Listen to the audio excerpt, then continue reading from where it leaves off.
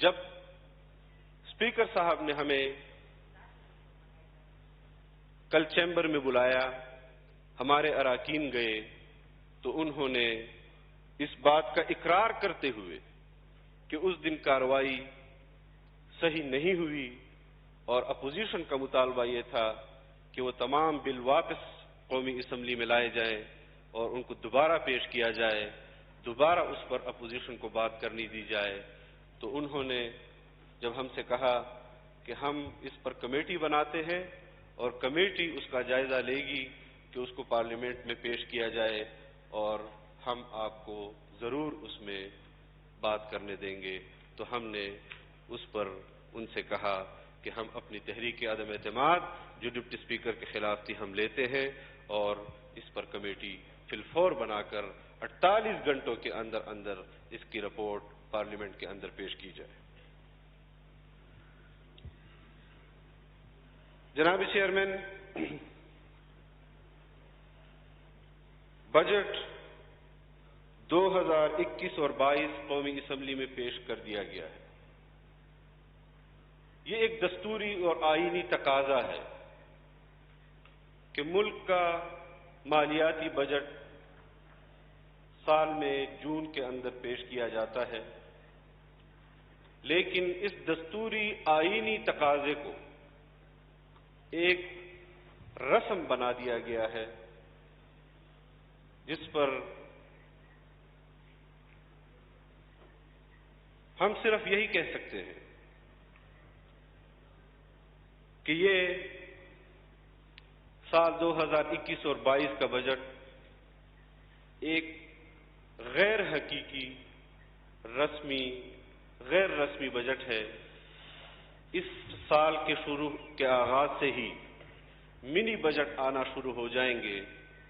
اور جو بھرمار مہنگائی کا، جو سیلاب مہنگائی کا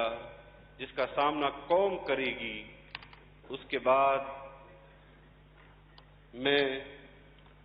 عاریتاً ایک صحافی کے الفاظ لیتا ہوں کہ مجھے یہ کمپنی مزید چلتی ہوئی نہیں دکھائی دے رہی۔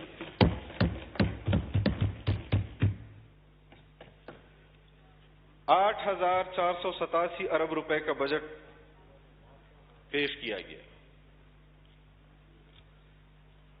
جس میں مجموعی خسارہ 3,990 ارب اور وصولیوں کا ہدف 5,829 ارب روپے رکھا گیا ہے۔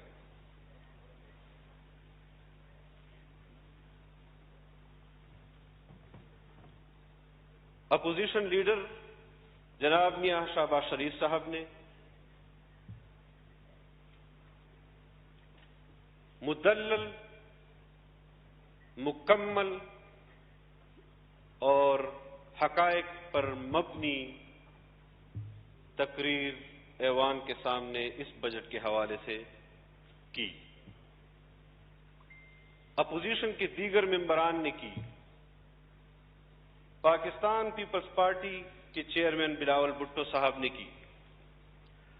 اور انہوں نے نیک نیتی کی بنیاد پر جو تجاویز حکومت کو دی، آج ان کی تقریروں کے بعد حکومت کی طرف سے ان کا خیر مقدم ہونا چاہیے تھا اور یہ تسلیم کرنا چاہیے تھا کہ ہم آپ کی وہ تجاویز جو بجٹ میں عوام کو ریلیف دے سکتے ہیں ان کو کنسیڈر کریں گے، ان کو اپنے بجٹ کا حصہ بنائیں گے، لیکن آپ نے دیکھا کہ جیسے ہی اپوزیشن لیڈران نے تقریر ختم کی اور حکومتی ممبر کو تقریر کی اجازت دی گئی، جناب چیئرمین انہوں نے اپنی تقریر کا آغاز جن الفاظ کے ساتھ کیا وہ تمسخر اڑانے کے سوا اور کوئی اس کا مقصد نہیں تھا۔ اگر آپ کے تقریر کے دوران آپ سمجھتے ہیں کہ اپوزیشن لیڈر آپ کی تقریر سنے، وہ اپنی کرسی پر بیٹھے، اگر اپوزیشن کی دیگر قیادت کرسی پر بیٹھ کر آپ کی تقریر سنے تو پھر ہم بھی اس بات کا مطالبہ کر سکتے ہیں کہ آپ کے وزیر اعظم کو بھی ایوان کے اندر بیٹھ کر اپوزیشن کی تجاویز سننی چاہیے۔ آپ کے وزیر اعظم نہ مسئلہ کشمیر پر ایوان میں آتے ہیں، نہ مسئلہ فلسطین کے مسئلے پر ایوان میں آتے ہیں، نہ وہ دوسرے مسائل کے اوپر پاکستان کی اس مقدس ایوان میں جنہوں نے ان کو عزت دی ہے وہ اپنے لیے عار سمجھتے ہیں کہ اپوزیشن ان کی موجودگی میں ان کو ان کی کمزوریاں بتائیں۔ تو پھر جب آپ اپنے قائد ایوان کو 3 سال میں یہاں پر نہیں بٹھا سکے، اتنے اہم موضوعات پر یہاں پر ناموس رسالت کا مسئلہ آیا تو آپ کا وزیر اعظم غائب تھا۔ جب ناموس صحابہ کا مسئلہ آیا تو آپ کا وزیر اعظم اس ایوان سے غائب تھا۔ آپ کس حیثیت سے اپوزیشن اراکین سے یہ کہہ سکتے ہیں کہ آپ کو میری تقریر سننا ہوگی؟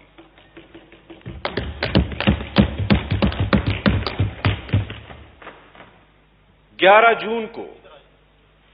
وزیر خزانہ نے بجٹ پیش کیا،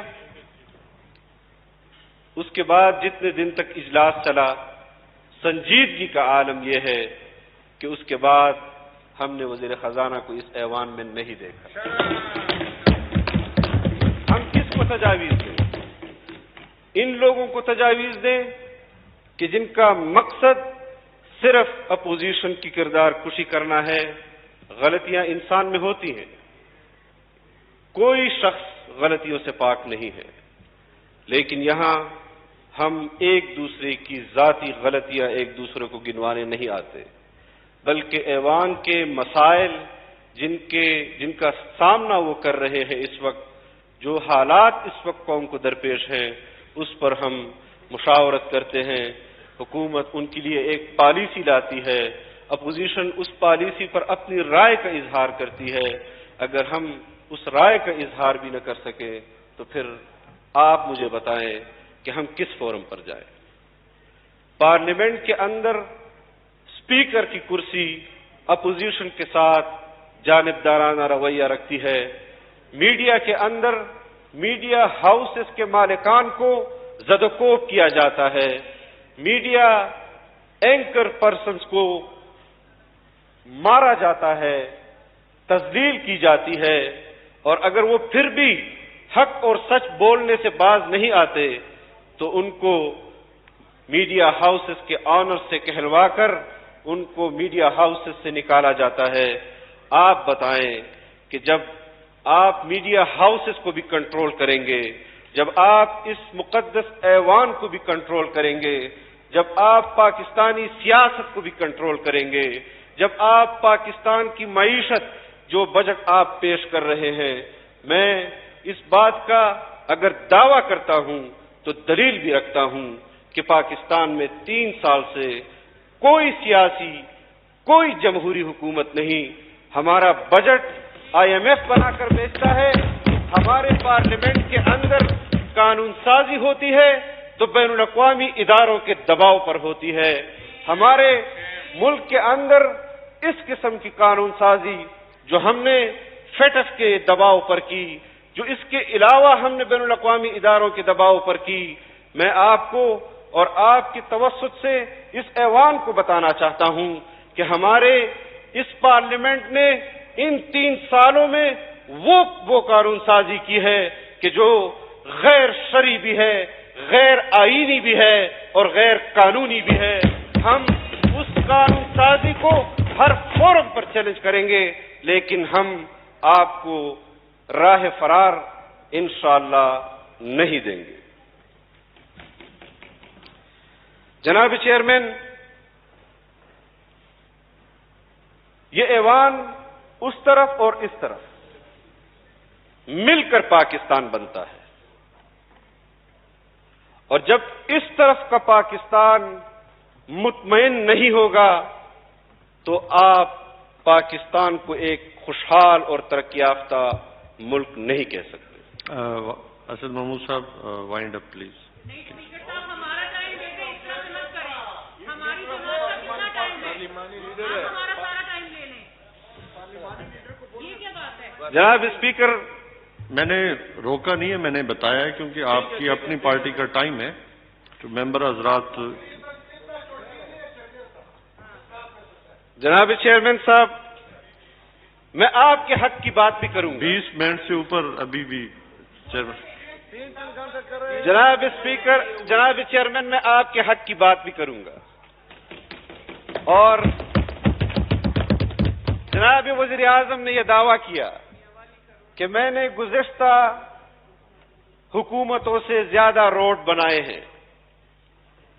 آپ کا تعلق میاں والی سے ہے، وزیر اعظم صاحب کا تعلق میاں والی سے ہے، بلکسر سے میاں والی تک روڈ 3 سال میں بنا نہیں سکے،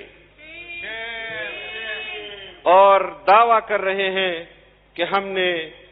پچھلی حکومتوں سے زیادہ روڈ تعمیر کیے ہیں۔ ایک سوات موٹر وے جو پرویز خٹک صاحب نے بنائی، ایک مرتبہ خود افتتاح کیا، دوسری مرتبہ موجودہ وزیر اعلیٰ محمود خان نے افتتاح کیا، اور 2 مرتبہ جناب عمران خان صاحب افتتاح کر چکے ہیں۔ اب اگر اس موٹر وے کو 4 مرتبہ بار بار گنا جائے تو پھر تو شاید آپ کا دعویٰ صحیح ہے، لیکن حقائق اس کے برعکس ہیں۔ جناب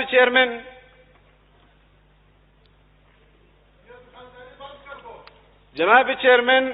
اس وقت صورتحال یہ ہے کہ تعلیم کے حوالے سے، HEC کے حوالے سے بجٹ میں کٹوتی کی گئی ہے، اور اس قدر کٹوتی کی گئی ہے کہ جو گرانٹ پچھلی حکومتوں میں یونیورسٹیز کو ملتی تھی، آپ کا دعویٰ یہ ہے،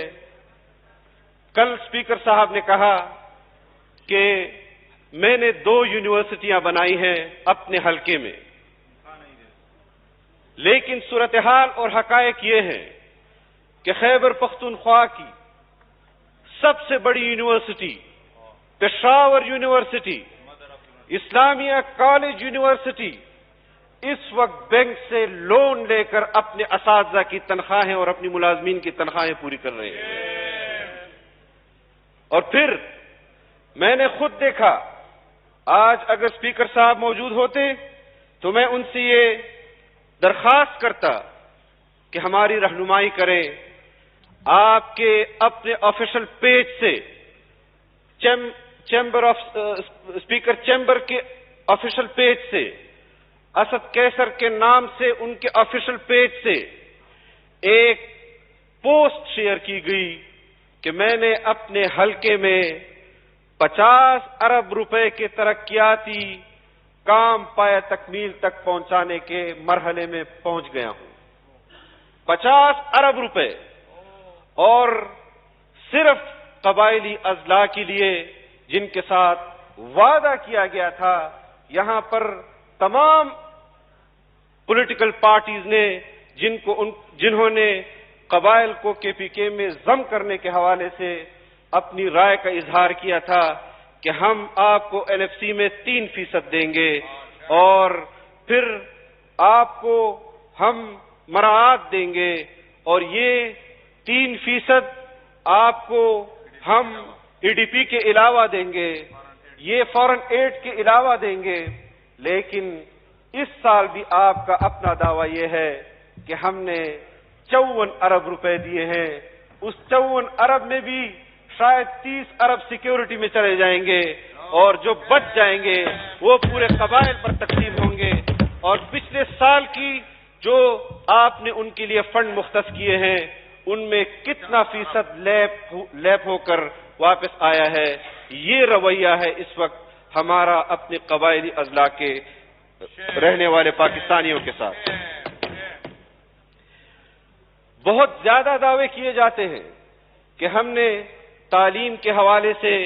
ایمرجنسی نافذ کی ہے خیبر پختونخوا میں، ہم نے ایمرجنسی نافذ کی ہے پورے ملک میں۔ اگر آج وزارت تعلیم کے وزیر صاحب موجود ہوتے تو میں ان کو یہ گوش گزار کرتا کہ آپ کی اپنی رپورٹیں یہ کہہ رہی ہیں کہ شرح خواندگی پورے ملک میں کم ہوئی ہے، 9% بلوچستان کے اندر شرح خواندگی میں کمی آئی ہے، خیبر پختونخوا میں کمی آئی ہے، ایک پنجاب ہے جس نے اپنی شرح خواندگی 61% پر رکھی ہے، لیکن اس کا کریڈٹ بھی پاکستان مسلم لیگ اور میاں محمد شہباز شریف کو جاتا ہے کہ جن کے منصوبوں پر آپ تنقید کرتے ہیں صبح و شام، اور وہ منصوبے کہ جن کو نیب نے ٹیک اپ کیا ہے اور وہ پنجاب کے اندر شرح خواندگی میں اضافہ کر رہے ہیں۔ مجموعی صورتحال بہت خطرناک ہے۔ خیبر پختونخوا کے اندر تعلیمی پالیسی صحت کی پالیسی آپ نے یہ دی کہ آپ نے تمام ہاسپٹلز